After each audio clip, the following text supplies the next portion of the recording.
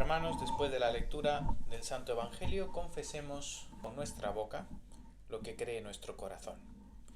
Creo en un solo Dios, Padre Todopoderoso, Creador del cielo y de la tierra, y de todas las cosas visibles e invisibles, y en un solo Señor Jesucristo, Hijo unigénito de Dios, engendrado del Padre antes de todos los siglos, Dios de Dios, luz de luz, verdadero Dios de verdadero Dios, engendrado, no creado, consubstancial al Padre, por quien todas las cosas fueron hechas, quien por los hombres y por nuestra salvación descendió del cielo y fue encarnado por obra del Espíritu Santo de María la Virgen, y fue hecho hombre, y también por nosotros fue crucificado bajo Poncio Pilato, padeció y fue sepultado, resucitó al tercer día según las Escrituras, ascendió a los cielos y está sentado a la diestra del Padre,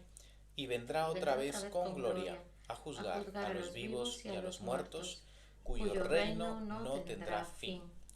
Y creo en el Espíritu Santo, Señor y dador de vida, procedente del Padre y del Hijo, quien con el Padre y el Hijo juntamente es adorado y glorificado, quien habló por los profetas.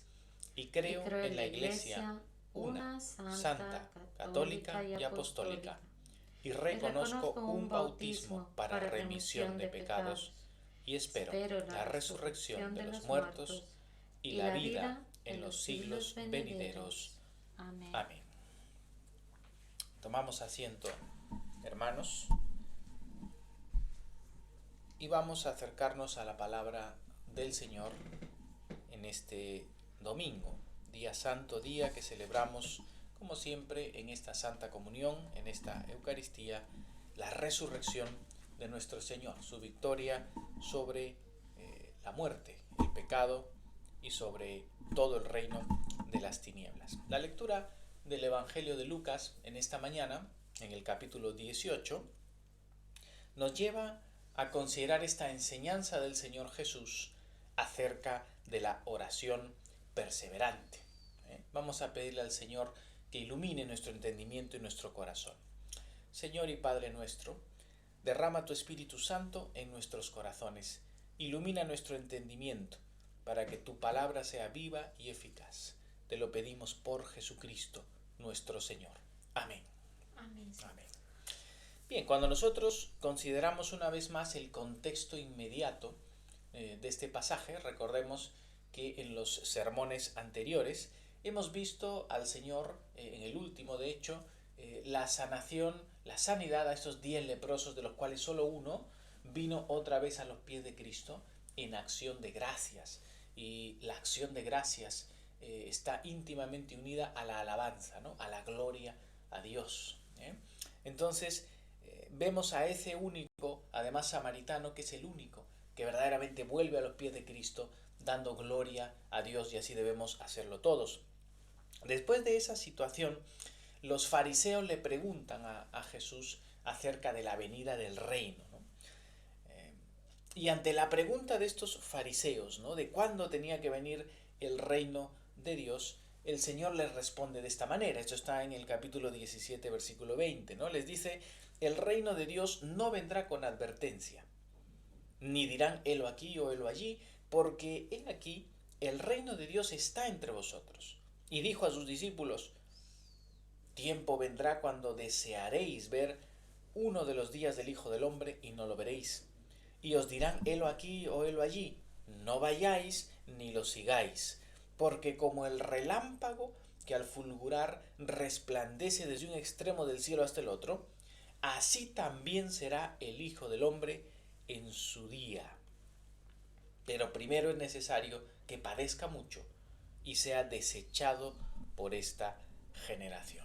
Es decir, ante la pregunta por el reino, los fariseos, sabemos pues, en su hipocresía, muchos de ellos contrarios a Cristo, no todos, pero muchos de ellos contrarios a Cristo, y buscaban siempre en sus preguntas tentarle, ponerle a prueba, ¿no? Y recordad que la predicación de Jesús, ¿cuál fue desde el principio? El reino de los cielos se ha acercado. Arrepentíos y creed en el Evangelio. Es decir, Jesús mismo está diciendo, el reino de Dios ya se ha acercado a vosotros. Este reino ha venido ¿en quién? En mí, dice Jesús, porque Él es el Cristo, el Rey de Dios, el que trae el reino de Dios en medio de este mundo de tinieblas, justamente para vencer las potestades de las tinieblas y traer el reino de los cielos. Pero a la vez Jesús le está diciendo a sus discípulos que cuando Él no esté aquí, ellos van a anhelar ver los días del Hijo de Dios. Es decir, el reino de Cristo que se ha acercado y que en su primera venida ya se ha manifestado en Él, en su vida, en su obra, en el poder del reino que se va manifestando en sus milagros, en sus señales y en su predicación y en la salvación, y en que Él va manifestando la victoria sobre el reino de Satanás y sobre el pecado y sobre la muerte constantemente. Ese reino que Él llega a su plenitud o lo consuma en la cruz, siendo coronado allí como Rey y Señor, y en la resurrección aplastando definitivamente a la muerte y al pecado. Ese reino es un ya en Cristo que ha venido, pero a la vez es un todavía no, porque ese reino va a ser plenamente manifestado solamente en la segunda venida de Cristo. Cristo ahora está a la diestra del Padre reinando en gloria, pero Él tiene que venir otra vez. Y es lo que acabamos de confesar en el credo. Confesamos que Cristo está a la diestra del Padre, pero vendrá otra vez con gloria para juzgar a los vivos y a los muertos, cuyo reino no tendrá fin. Y eso es lo que nosotros confesamos y es la esperanza cristiana. Esperamos aquella gloriosa segunda venida del Señor. Pero como Él mismo dice, su venida será como un relámpago en el cielo. Y advierte a la iglesia a no estar oyendo de no, hay un Cristo por aquí, ya volvió el Señor. Y estos falsos Cristos que han aparecido a lo largo de la historia, dice no prestéis atención a eso, porque cuando venga el Señor será como un relámpago, todo ojo lo verá, todos verán que Cristo ha venido. Pero primero les dice, era necesaria la cruz, era necesaria la pasión de Cristo, ser rechazado por los suyos e ir a la cruz por nuestros pecados y su gloriosa resurrección. Y ahora, mientras la iglesia espera la segunda venida, el reino de Dios se manifiesta y se mueve por Cristo mismo, por el Espíritu Santo, a través de la vida de la iglesia. Es decir, los poderes del reino y el reino, la justicia del reino debe moverse a través de la vida de la iglesia, que no es otra cosa que Cristo en nosotros. La iglesia, por la obra del Espíritu, es el mismo ministerio de Cristo moviéndose a través de su iglesia. Así que nosotros debemos esperar preparados esa segunda venida del Señor, que se manifestará, como Él mismo dice, de una forma imprevista, aunque con las señales que Él mismo nos ha dado y también la operación del anticristo y el espíritu del anticristo que se mueve en este mundo constantemente y nos va dando señales de la proximidad de la venida del Señor. Repito, estemos nosotros preparados para recibirle, ya sea que Él viene antes o nosotros vamos a su presencia, que podamos estar en paz con Dios. Ahora, después de esto, es que el Señor da la enseñanza acerca de la oración perseverante que hemos leído hoy en el Evangelio. Y vamos a profundizar un poquito en ello. En el capítulo 18 de Lucas, pues nos dice, también les refirió Jesús una parábola sobre la necesidad de orar siempre y no desmayar. Fijaos, el Señor Jesús está enseñando o respondiendo acerca de esta pregunta del reino, llamándonos a estar vigilantes, pendientes, atentos, y en ese contexto el Señor ahora va a enseñar acerca de la oración, y no cualquier oración, sino de la oración perseverante, la oración que es constante. Y fijaos cómo lo dice el Señor, o cómo nos lo dice San Lucas, ¿no? Refirió Jesús esta parábola acerca de la necesidad. O sea, el Señor Jesús, y aquí el Espíritu Santo, guía a Lucas a decir exactamente esto. Existe una necesidad necesidad. Es decir, aquí no hay algo opcional para nosotros. Para la vida espiritual, para el alma del creyente, para la vida de la iglesia, hay cosas que son necesarias. Hay otras cosas que pueden ser opcionales, que pueden ser secundarias, pero lo necesario es absolutamente primario, es indispensable, es como el pan que uno come, como el agua que uno bebe. Son cosas necesarias, son necesidades básicas. Y aquí nos está diciendo la palabra que existe la necesidad de orar siempre y no desmayar. Esto significa la necesidad de orar continuamente cada día y de orar perseverantemente. Es decir, no solamente orar todos los días, sino que orar todos los días de forma perseverante. La vida de oración no puede ser una vida interdiaria, no puede ser una vida intercalada o momentos sí, momentos no.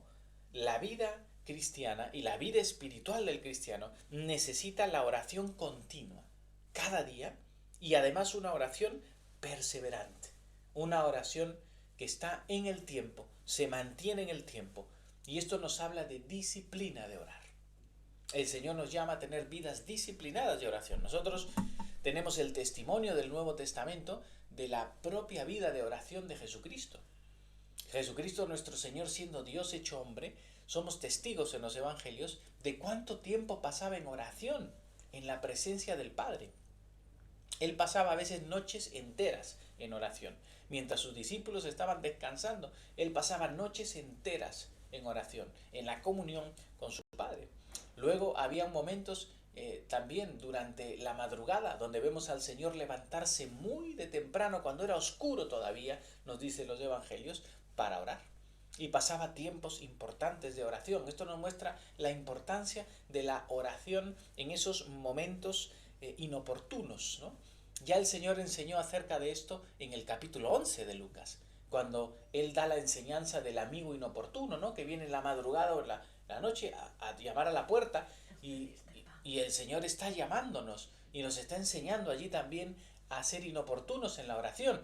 Y eso significa buscar esos momentos del día que son especiales para la oración. Son los momentos inoportunos, son los momentos que para la carne son difíciles, pero son momentos en los que Dios nos acoge con mayor atención. Las noches, las vigilias, las madrugadas, son esos momentos en los que el Señor especialmente nos llama también a su presencia a orar. Pero el Señor Jesús tenía una vida profunda de oración, tanto íntima, cuando le vemos en esos momentos apartarse solo para orar. Y es tan importante la oración privada, el apartarse solo para orar. Como se iba él a los lugares altos, a las montañas, se iba a orar solo, al desierto, en ayuno y oración. O también el Señor nos manda en nuestro aposento, cerrada la puerta. Esos tiempos íntimos de la oración son tan necesarios en la vida cristiana, siguiendo el modelo de Jesús. Pero también el Señor Jesús tenía la oración en comunidad. El Señor Jesús no solamente oraba solo, sino que el Señor también participaba activamente de la liturgia de la sinagoga y de la liturgia del templo.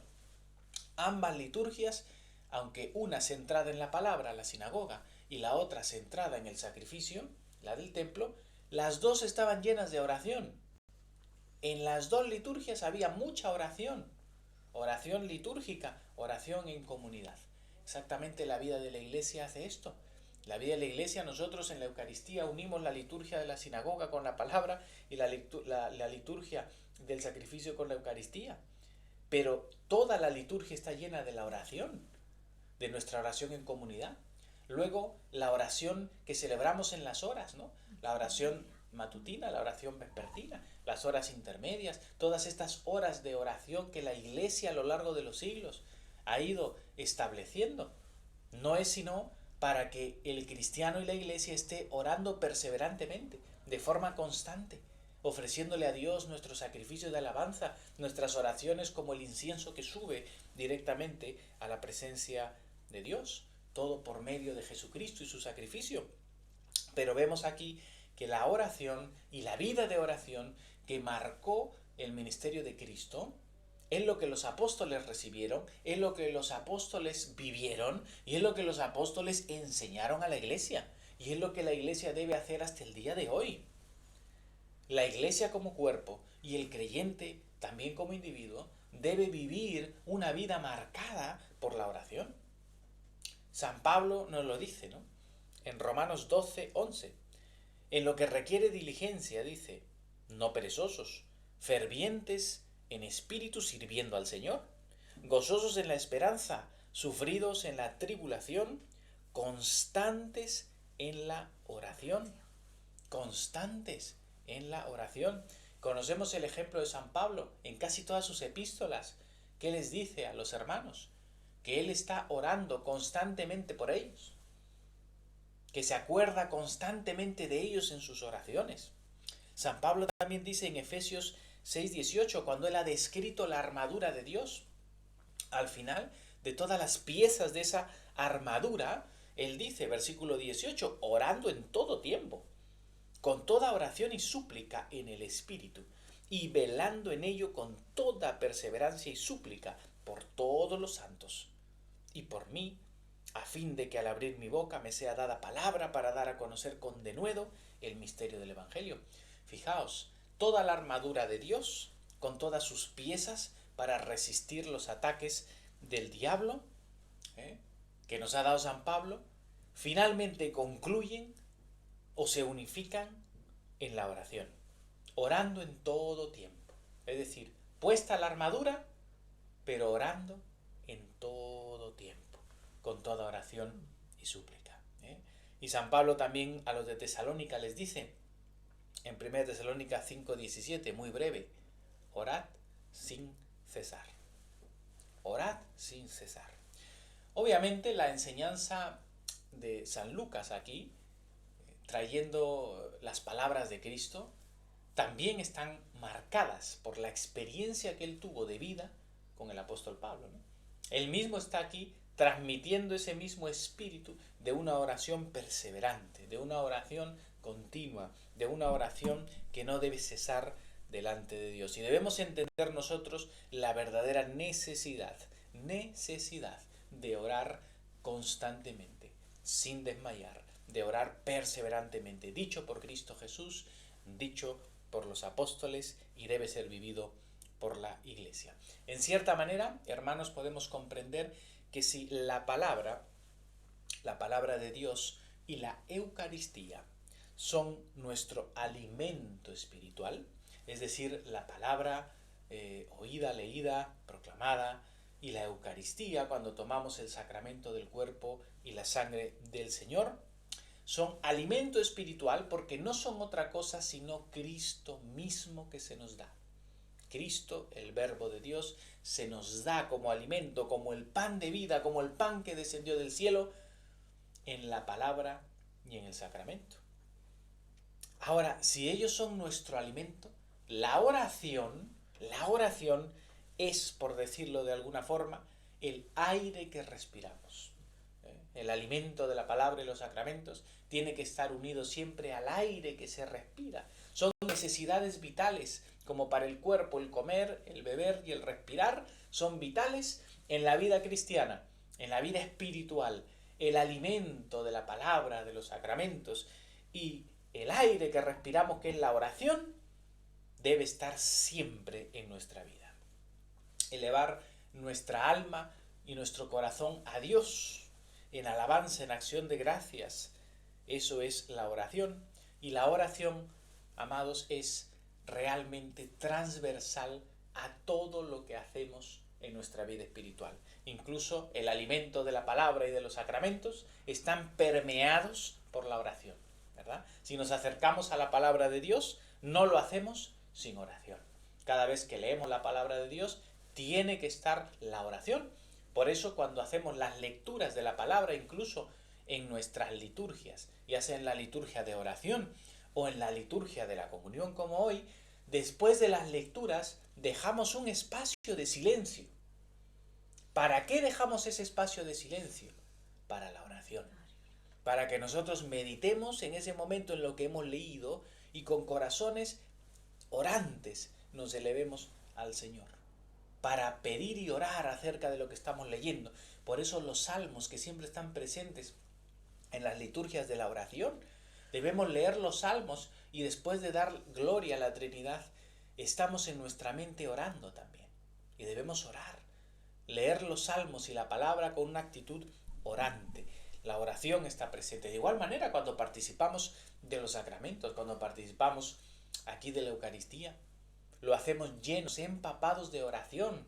Acordaos que la misma liturgia nos lleva a esta oración central, al canon, a la anáfora, esta oración principal que es el culmen de nuestro culto, de nuestra liturgia, donde estamos orando unidos a Cristo en su sacrificio para participar de su cuerpo y de su sangre. Entonces, la oración de la consagración, donde se pronuncian las palabras, la verba de Cristo, ¿no? Las palabras de la institución divina, para poder participar del sacramento.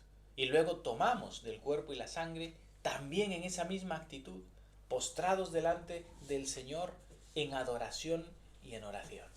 Y así tenemos comunión con el Señor. Fijaos la maravilla que es la oración. Fijaos lo importante, lo necesario que es la oración en nuestra vida. Sin la oración no hay vida, porque la oración, esa expresión de nuestra alma, está unida, guiada, dirigida por el Espíritu Santo que nos es dado. Entonces veamos, hermanos, la importancia que tiene la oración perseverante en nuestra vida y no descuidemos esto jamás. Ahora, la parábola que el Señor da es muy sencilla, pero a la vez muy profunda. Él dice: había en la ciudad un juez que ni temía a Dios ni respetaba a hombre. Había también en aquella ciudad una viuda, la cual venía a él diciendo: hazme justicia de mi adversario. Y él no quiso por algún tiempo.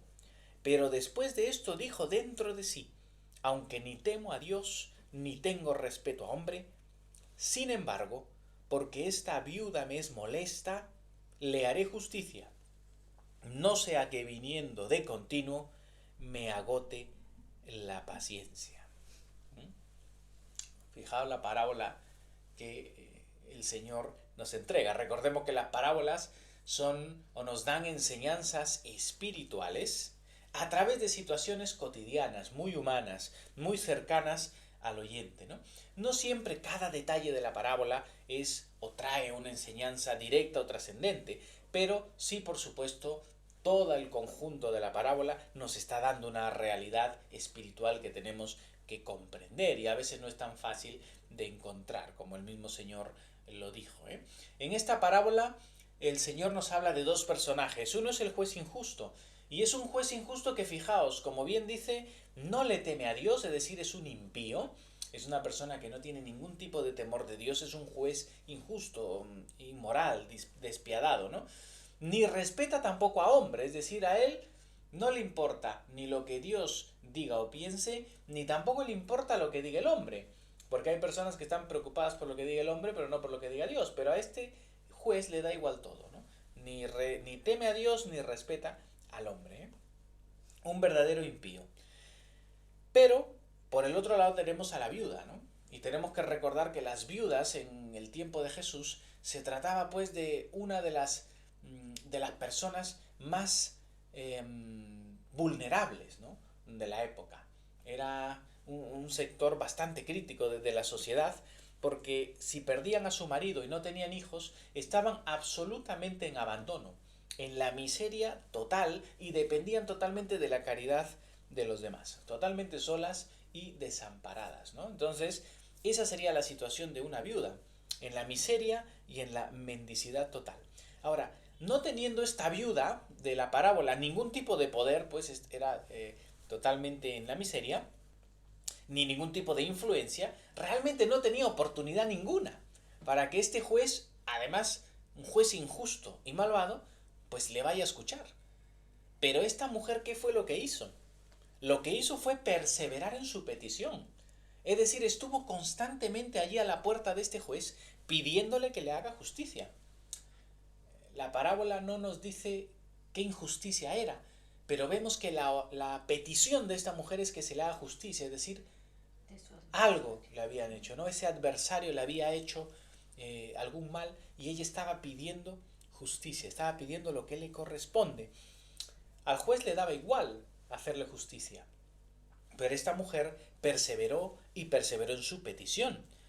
Y aquí nos dice bien el Señor que el juez por algún tiempo no quiso hacerle justicia, es decir, a este juez le daba igual. Y dice que por algún tiempo, eso significa que la mujer estuvo tiempo allí.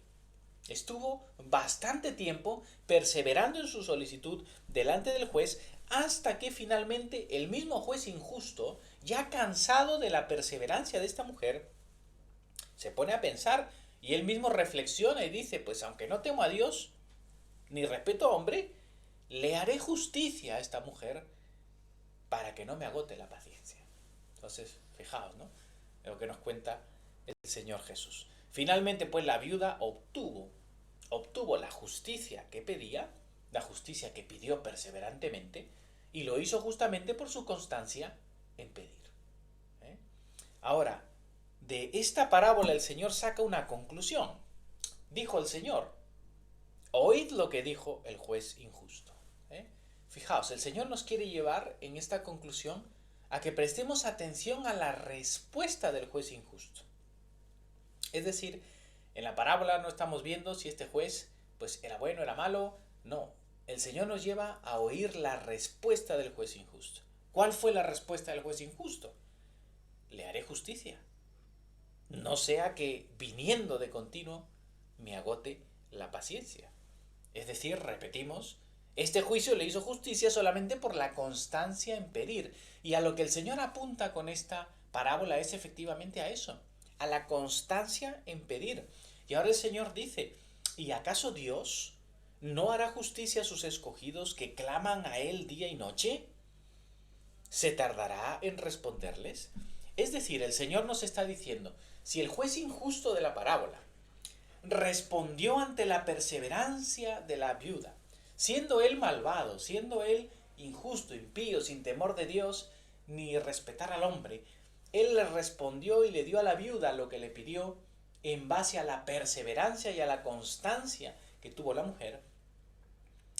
Entonces el Señor nos dice, el juez justo, el juez de toda la tierra, el juez de lo celestial y lo terrenal, es decir, nuestro Dios, santo, santísimo, Él, juez de todos, Él no hará justicia a sus escogidos, a los suyos, a los que están en Cristo, que claman a Él día y noche. Por supuesto que lo hará, por supuesto que lo hará. El Señor oye nuestras súplicas y nuestra perseverancia en la oración. Pero fijaos, el Señor hará justicia a los que claman a Él día y noche, dice Jesús. El Señor nos está dando un mandato a toda la iglesia, a sus discípulos allí y a los discípulos hasta el día de hoy. La iglesia debe ser perseverante en orar día y noche. La oración debe ser perseverante, continua en la presencia de Dios. El Señor oye y el Señor responde las oraciones. Os digo, dice Jesús, que pronto les hará justicia, pero cuando venga el Hijo del Hombre, ¿hallará fe en la tierra?, se pregunta. Y esta afirmación hay que entenderla correctamente. El Señor oye nuestras oraciones perseverantes. Cuando la iglesia y los cristianos están orando continua y perseverantemente, y en este contexto incluso pidiéndole a Dios justicia, pidiéndole a Dios que obre justicia, porque vivimos en un mundo plagado y rodeado de la injusticia, ¿verdad? Y cuando la iglesia está orando pidiéndole al Señor esto, el Señor está oyendo, y cuando dice aquí pronto les hará justicia, pero luego Jesús dice, pero cuando venga el Hijo del Hombre, el pronto os hará justicia no significa, hermanos, que el Señor nos va a responder al día siguiente de la oración. De hecho, ya aquí está implícito que tenemos que orar perseverantemente durante mucho tiempo, como lo hizo esta mujer. Debemos orar constantemente. Y aunque la respuesta del Señor no sea inmediata, es decir, aquí y ahora mismo o mañana, A veces Dios sí lo hace, a veces Dios sí, efectivamente, cuando hemos orado por algo y hemos visto la mano de Dios, a veces muy rápido, directamente. Pero en otros casos vemos que esa respuesta tarda. Y en algún caso, a lo que apunta aquí el Señor, es que un día Dios manifestará claramente su justicia y su juicio en el día del Señor. Cuando el Señor venga en su juicio, Él hará justicia a su pueblo. Él hará justicia a los suyos, que en este mundo perdido y en este mundo en el que todavía las tinieblas operan con poder, persiguen y atacan a la iglesia y al pueblo de Dios. Pero Dios quiere que nosotros oremos con perseverancia y pronto nos hará justicia. Fijaos lo que dice San Pedro, segunda de Pedro 3:8. Mas, oh hermanos, no ignoréis esto, que para con el Señor un día es como 1000 años, y 1000 años como un día. Para Dios un año es como 1000 días. Ese pronto puede ser un tiempo, pero no dudemos que el Señor va a hacer justicia. El Señor no retarda su promesa, dice, según algunos lo tienen por tardanza, sino que es paciente para con nosotros, no queriendo que ninguno perezca, sino que todos procedan al arrepentimiento. Algunos padres, como San Agustín de Hipona, han visto en esta parábola y en la figura de la viuda representada a la misma iglesia, ¿no? A la misma iglesia, no solamente al creyente en particular, sino a la iglesia que padece, a la viuda, a la iglesia como esa viuda, ¿no? Que padece en este mundo la injusticia, incluso de las autoridades y de los gobiernos de este mundo. Pero esa viuda que en oración perseverante llegará el momento en el que va a recibir la justicia que pide. Y esa figura de la iglesia padeciendo la persecución, como hoy en día la iglesia padece persecución. Los hermanos perseguidos, aquellos que están entregando sus vidas por Cristo en lugares difíciles, lugares como Siria, como Corea del Norte, el África subsahariana, la China, la India, Pakistán. Hay muchos lugares donde los cristianos están padeciendo verdadera persecución por causa de Cristo, y en otros lugares, como aquí en Europa, aunque la persecución no es física, hay una persecución ideológica muy grande hacia la iglesia, una persecución política muy grande hacia la iglesia.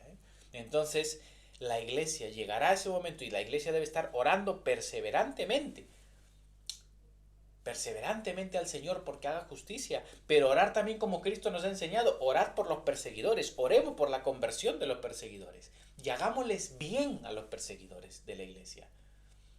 Amad a vuestros enemigos, dice Jesús, hacedle bien. San Pablo nos pide que nosotros paguemos bien por mal y no mal por bien. Y cuando nosotros pagamos bien por mal y oramos por los perseguidores, dice, ascuas de fuego se acumularán sobre su cabeza para el día del juicio. Entonces, la iglesia tiene que actuar en el amor, en la caridad, pero defendiendo, por supuesto, la verdad del Evangelio, la verdad de Dios y en vidas llenas de oración. El Señor juez justo hará justicia en su momento, pero no dudemos, con la fe puesta en Cristo, que ese día llegará. Llegará el momento en el que Dios ponga todo en su lugar. No perdamos la fe, confiemos en las promesas. Vivimos en un mundo hostil, terrible alrededor nuestro, pero tranquilos, Dios está en control.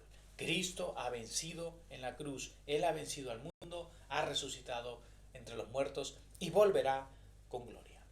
Reto para nosotros, para este tiempo, para la iglesia de estos tiempos. Un reto importante, la oración perseverante. La oración continua y la oración perseverante. En estos tiempos de tantísima distracción, de tantísima dispersión, de tantísimo ocio, no ha existido otro tiempo como este en el que las redes sociales y los teléfonos móviles y todos los dispositivos que tenemos a mano nos distraigan de la oración y nos distraigan de Dios.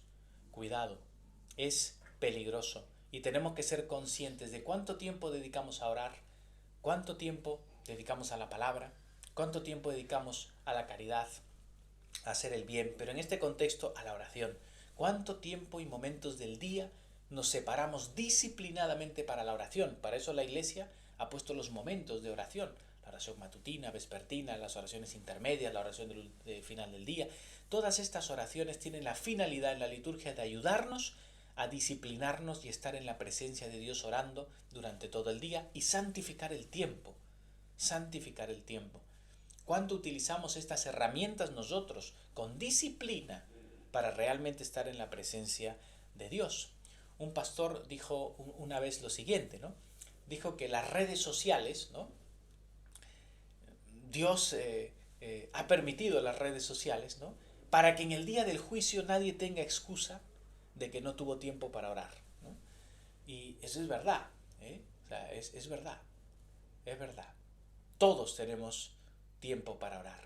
El tema es cuáles son nuestras prioridades, ¿no? Si no tenemos una vida real de oración y de oración continua, diaria, constante, disciplinada, estamos desconectados de la gracia de Dios y no vamos a ver el poder del Espíritu en nosotros, no vamos a ver la mano de Dios ni la justicia de Dios en nosotros. Disciplinémonos en nuestra vida de oración privada, en nuestra vida de oración en comunidad, en nuestra vida de oración litúrgica. Tenemos que aprender a vivir en esa disciplina. Dios nos da la gracia para hacerlo. Y nosotros cooperemos con esa gracia. Que Dios nos ayude. En el nombre del Padre, y del Hijo,